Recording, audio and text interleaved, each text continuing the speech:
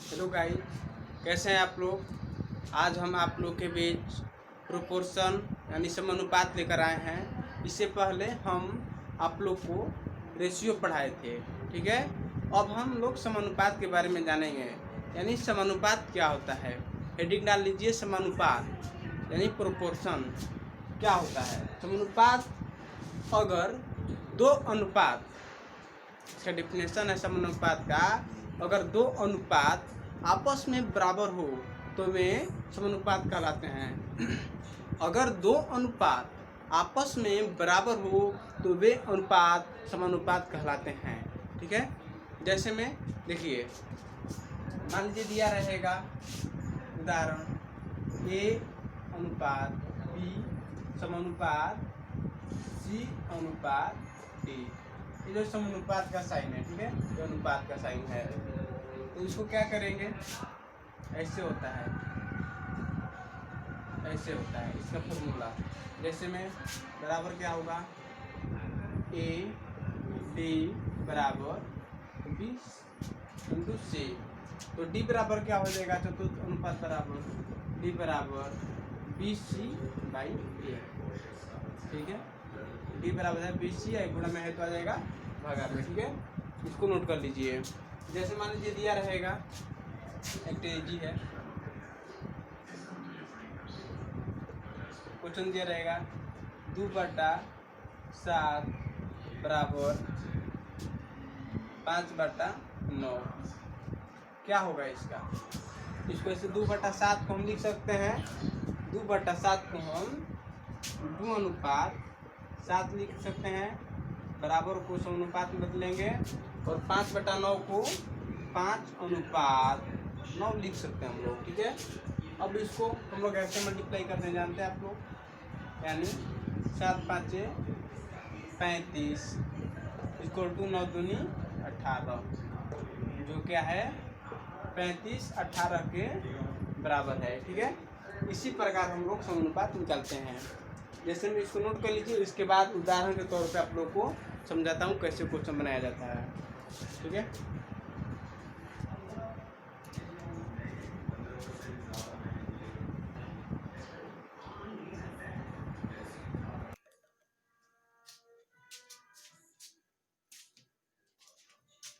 Guys, हम लोग का पहला उदाहरण है 2/5 अनुपात 6/7 समानुपात के समानुपात 3/2 हो तो के बराबर क्या होगा।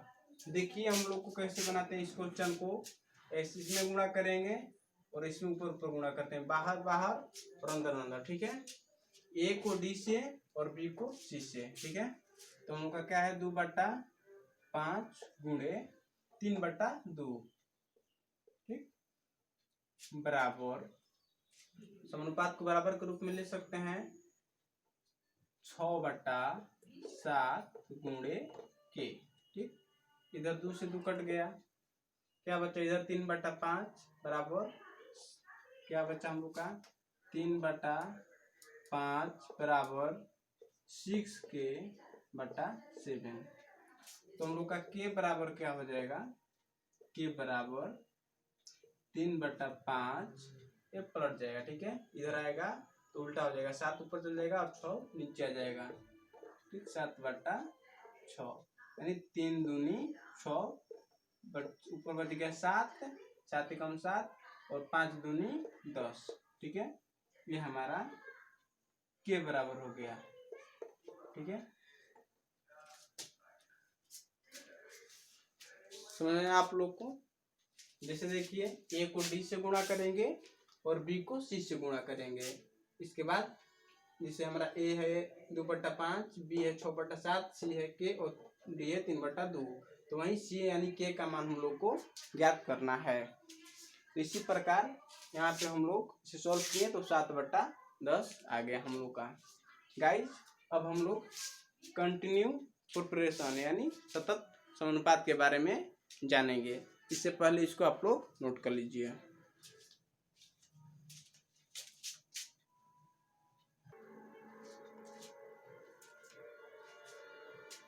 गाइस, अब हम लोग सतत समानुपात के बारे में जानेंगे। सतत समानुपात क्या होता है? सतत समानुपात नोट देकर आप लोग डाल सकते हैं इसको। सतत समानुपात की संख्याएं गुणेतर श्रेणी में होते हैं यदि ए बी और सी सतत समानुपात की संख्याएं हो तो ए को प्रथमानुपात, बी को मध्यानुपात और सी को तृतीयानुपात कहते हैं।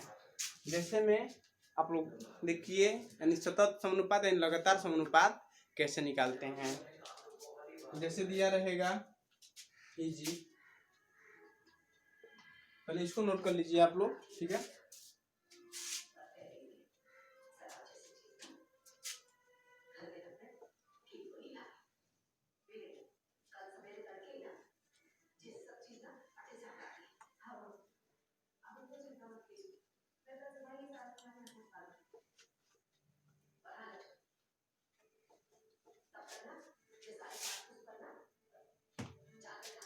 जैसे उदाहरण है ए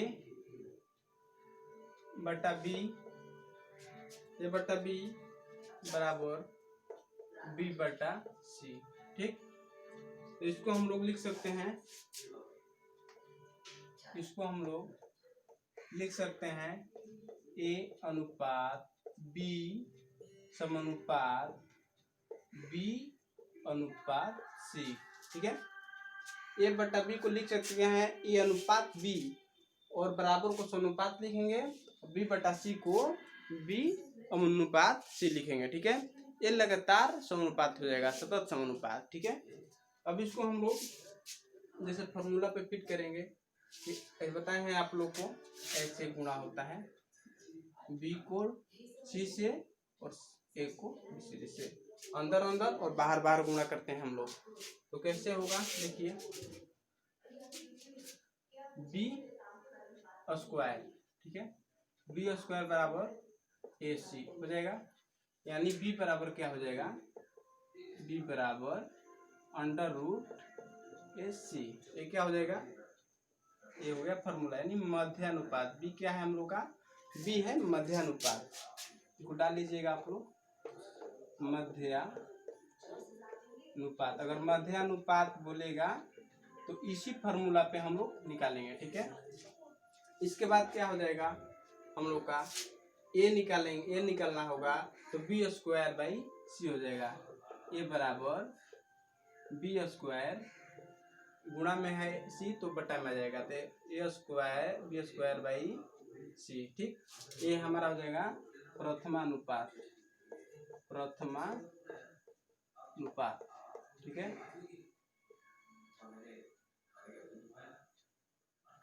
इसके बाद बच गया सी, तृतीयानुपात। अगर सी निकालना होगा तो हम लोग को बी स्क्वायर और ए गुणा में है तो भागा में आ जाएगा, यानी सी बराबर बी स्क्वायर बाई ए, ये हमारा हो जाएगा तृतीयानुपात।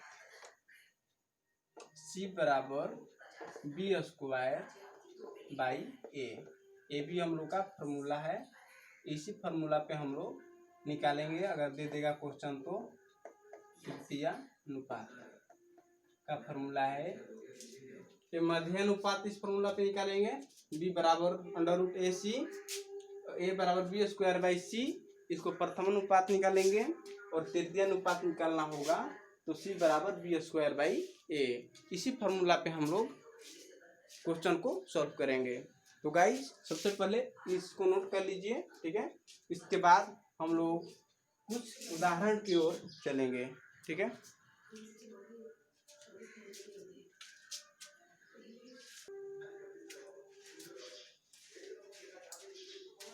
गाइस हम लोग का पहला क्वेश्चन है उसी फॉर्मूला पे कि 8 और 12 का तृतीयानुपात बताएं।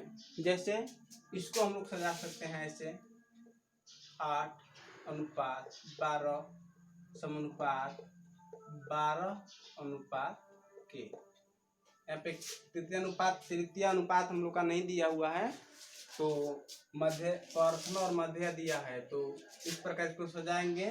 तो हम लोग का सी बराबर फॉर्मूला क्या है, सी बराबर यहाँ पे के है, तो के बराबर क्या हो जाएगा, बी स्क्वायर बाई ए, यानी 12 गुणे 12 बाटा 8, 4 दूनी 8, 4 3 12 और 2 छक्का 12, यानी हम लोग का तृतीय अनुपात 18 हो जाएगा। ठीक है। सी तृतीय अनुपात का फॉर्मूला आप लोग को बताए हैं, सी बराबर बी स्क्वायर बाई ए, यानी बी हम लोग का 12 दिया है और ये 8 है, तो बी स्क्वायर यानी 12 गुणे 12/8। तो इसको सोल्व कर देंगे, इसके बाद हम लोग का तृतीय अनुपात आ जाएगा। नेक्स्ट क्वेश्चन क्या है हम लोग का? नेक्स्ट क्वेश्चन है हम लोग का नेक्स्ट क्वेश्चन है कि 9 और 16 का मध्यानुपात बताएं। 9 और 16 का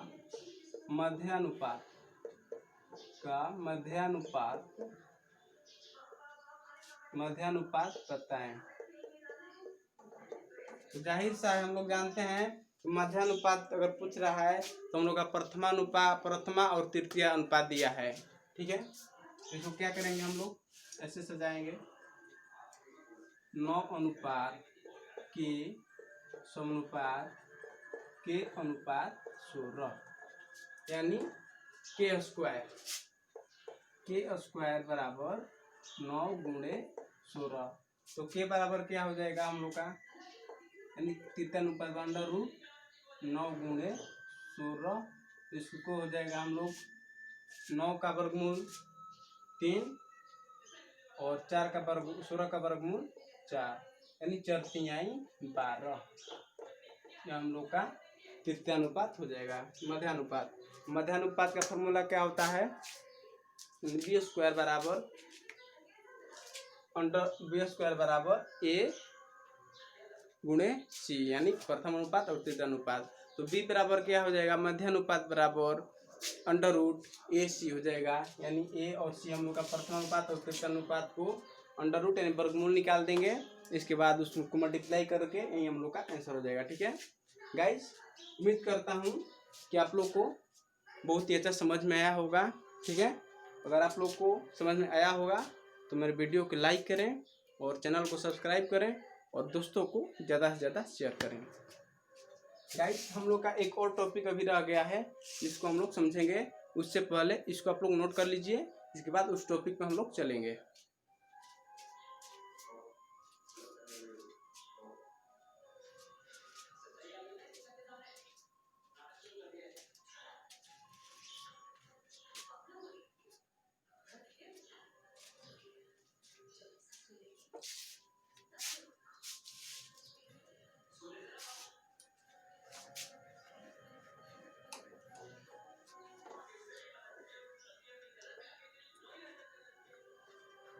गाइस, हम लोग का नेक्स्ट टॉपिक है विभाजन यानी डिस्ट्रीब्यूशन।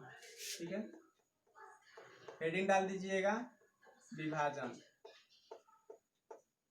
यानी डिस्ट्रीब्यूशन।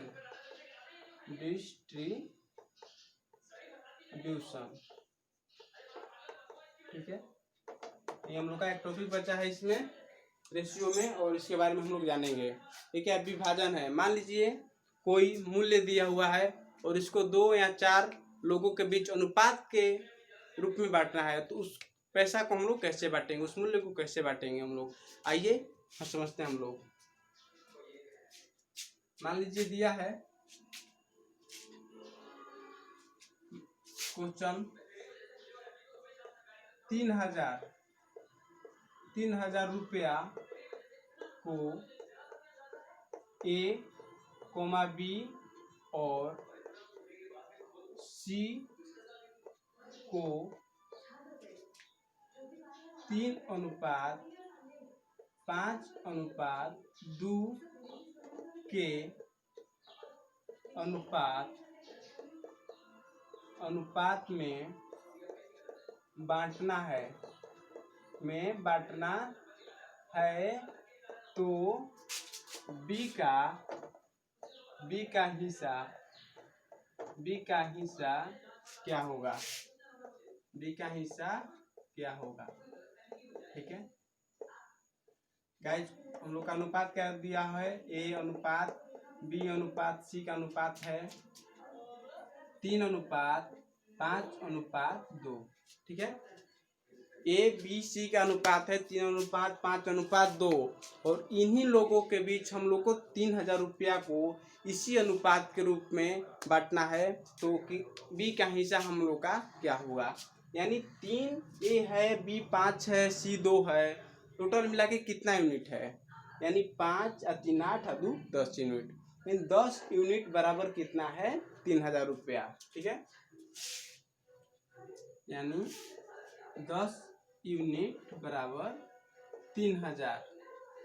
तो 1 यूनिट बराबर क्या होगा, 1 यूनिट बराबर 3,000 बटा 10 यानी 300। 1 यूनिट बराबर 300 रुपया हम लोग का होगा, यानी बी का हिस्सा पूछ रहा है। तो बी क्या, ए क्या होगा हम लोग का, ए बड़ा क्या है 3 यूनिट है, तो 3 यूनिट 1 यूनिट का 300 आया है और 3 है, तो 3 गुणे 300 बराबर 900, तितली के 900। बी का हिस्सा क्या होगा, 5 यूनिट बी है और 1 यूनिट का मान 300 आया है, तो 5 गुणे 300 बराबर 1500। ठीक, सी का हिस्सा क्या होगा, सी 2 यूनिट है और 1 यूनिट बराबर 300 है, तो 2 गुणे 300 बराबर 600। तो हम लोग का पूछा क्या है कि बी का हिस्सा क्या होगा, तो बी का हिस्सा क्या आया है 1500। बी बराबर 5 यूनिट है और 1 यूनिट का मान 300 है, तो 5 गुणे 300 बराबर 1500, यही हम लोग का आंसर हो जाएगा। तो गाइस उम्मीद करता हूँ कि आप लोग को समझ में आया होगा। तो मेरे चैनल को लाइक करें, सब्सक्राइब करें और वीडियो को शेयर करें। तो दोस्तों बाय बाय। अब हम लोग क्वेश्चन के साथ में मिलेंगे, रेशियो और प्रोपोर्शन के।